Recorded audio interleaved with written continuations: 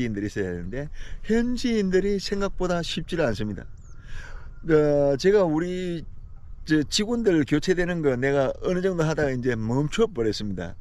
왜냐하면 제가 소개도 하고 싶고 뭐 그래서 영상에다가 막 직원에 대해서 말씀을 드려보는데 사람들이 정말 우리가 이해하기 어렵습니다. 특히 저 같은 사람이 이해하기 어렵다면 일반 사람들은 비즈니스 상에서 직원을 채용해서 이 현지인들을 활용한다는 게 정말 쉽지 않을 거예요. 특히 이것은 또 뭐 앉아서 하는 일도 아니고 땀을 흘리면서 일을 해야 되는 그런 일들이라 거기에 걸맞는 사람들을 구해보면 다 정말 글도 모르는 사람도 많고요. 정말 이해도 안 되고 말도 안 통하고 답답한 친구들이 많거든요. 그 이제 제가 써보니까 이 나라 사람들 뭐 대부분이 가난하잖아요. 그런데 가난한 사람은 가난한 이유가 있다고 그렇게 말합니다. 정말 그 사람들 가난하게 살 수밖에 없어요. 그래서 사람들을 사용하기가 채용해서 같이 일하기가 너무너무 쉽지 않다. 웬만하면 제가 우리 가족들을 불렀겠습니까? 예? 물론 그거 제가 불렀다고 오는 것도 아니겠지만 우리는 처음 부를 때부터 아니 제가 시작하는 것부터 또 그 불렀을 때 그 당사자 우리 아이들 각오부터 모든 것들이 희생을 각오하는 하나님의 사업에 특히 우리 민족의 통일의 보탬이 되고자 하는 희생적인 각오를 가지고 하기 때문에 오는 겁니다. 자, 저나 우리 아이나 여기서 일한다고 봉급을 받는 일이 없다 이 말입니다. 뭐 어느 단체를 운영하거나 뭘 하는 사람들 뭐 다 기독교인들 아니라 뭐 세상의 모든 구조가 어디든지 일하면 일에 대한 싹스를 받게 되어 있습니다. 안 그래요? 봉사단체에서 일하러 들어가서 거기에서 생활을 하면서 봉사하는 사람들은 기본적인 것은 받아야 일을 할 수 있죠. 그런데 여기 저희들은 우리 아이들이나 저희 부부는 봉급을 받지 않습니다. 그런 무슨 말씀을 이어나가기 곤란하네. 그러니까 우리는 여기에 일을 시작할 때 벌써 전혀 뭘 바라는 게 없고요. 그냥 쓰임받는 일하는 자체만으로 감사하면서 목숨까지 내어놓고 일한다라는 과거, 희생정신, 순교적인 사명을 감당한다라는 확신이 없으면 일을 시작할 수도 없죠.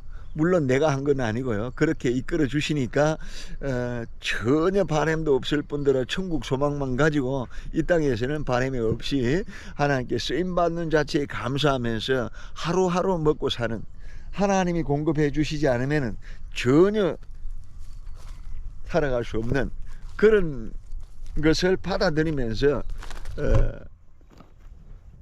감당하고 있죠. 그 우리 아이들 여기에 온 우리 아이들도 역시 마찬가지. 세상 것 다 버리고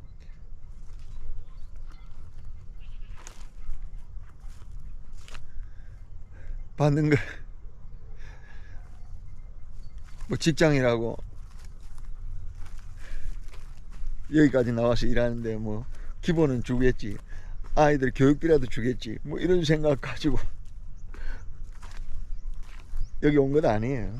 그냥 희생정신으로 부모가 지금까지 그렇게 해오니까 우리도 뒤이어서 하나님께 쓰임받는 그런 하나님의 사람이 되어야 되겠다, 일꾼이 되어야 되겠다, 뭐 그런 생각으로 와가지고 지금 일을 하는 거예요. 그래서 혹시 세상 모르는 사람들은 또 우리 유튜브에 일반 사람들이 많이 보시고 있기 때문에 여기서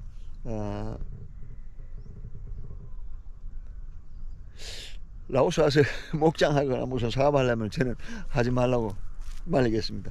오히려 라오스 와서 할 수 있는 재력이 있으면 차라리 한국에서 하세요. 그렇게 말씀드리고 싶네요. 여기는 다른 사명을 갖고 와야 되죠. 그런 분들은 대환영입니다. 사명감 가지고 선교적인 선교 사명 가지고 이곳에 와서 일하시고자 하시는 분들한테는 정말 권해드리고, 그래 사업적으로 여기 와서 일을 하시고 비즈니스로 수익을 발생시키기 위해서 사업을 하시려고 생각하시면 아닙니다. 그렇게 권하고 싶어요. 자, 그래서 이제 하시면 안 된다는 이야기는 이 정도면 줄이면 될 것 같고요. 자, 제가 이 일을 할 수밖에 없는 사정은 이미 알 거예요. 먼저 이 옷부터 내가 설명을 해볼까. 이 옷을 입고 나왔으니까. 그런데 이 옷이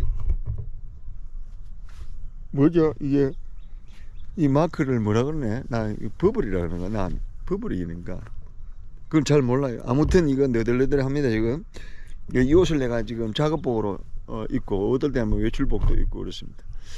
이 옷을 보니까 내가 일부러 입은 거 아니에요. 계속 입다가 이제 오늘 이 영상을 찍으면서 말씀드릴게요. 이걸 내가 어떻게 이 옷을 얻게 됐느냐.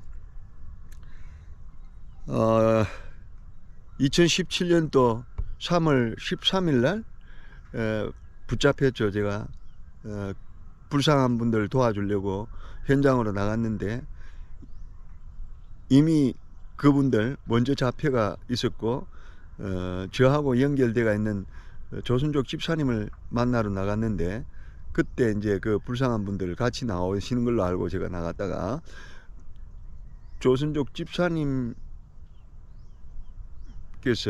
이미 붙잡혀서 공안들한테 체포돼 가지고 위장을 해서 저를 만나는 것으로 나왔는데 딱 나가 보니까 순식간에 공안들이 저를 붙들었죠.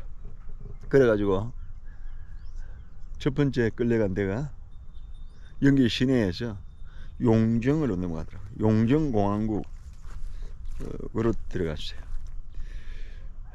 용정공항국에서 조사를 받다가 뒷날 되니까 용정 간수소 구치소로 넘어갔죠. 용정구치소 10호방 10호실이에요. 10호방으로 들어가니까